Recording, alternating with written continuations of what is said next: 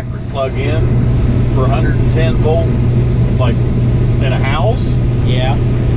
And I had an extension cord from my door opener in the shop. I ran it outside, plugged it in, and it opened the door. That's why I had to call her to help get it, bring it down here. Otherwise, I couldn't have got fuel in this combine. How much fuel does this go for going on this field, going back and forth? Oh, it'll usually take somewhere between 80 and 100 gallons a day.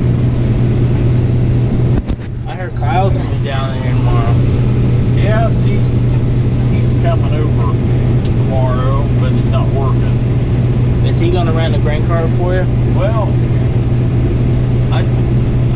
what I think I'm going to have him do is run that dump truck and that big wagon. That way I can just keep running, and he can run it back and forth and take it up and dump it. Right. And Cheryl will be there to start the tractor and auger, so that'll speed things up. Yeah, I'll be back tomorrow. Is that alright? Yeah, I should be out here somewhere. Yeah.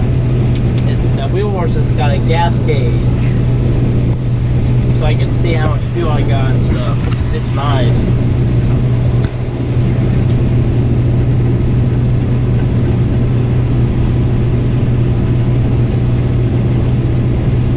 He's turning off this field early. He's gonna put wheat in there.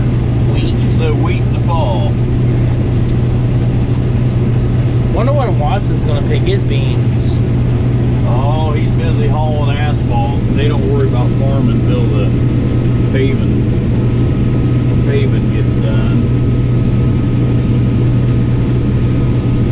Have you hit any rocks with it lately? No, it seems to be going over rocks pretty good.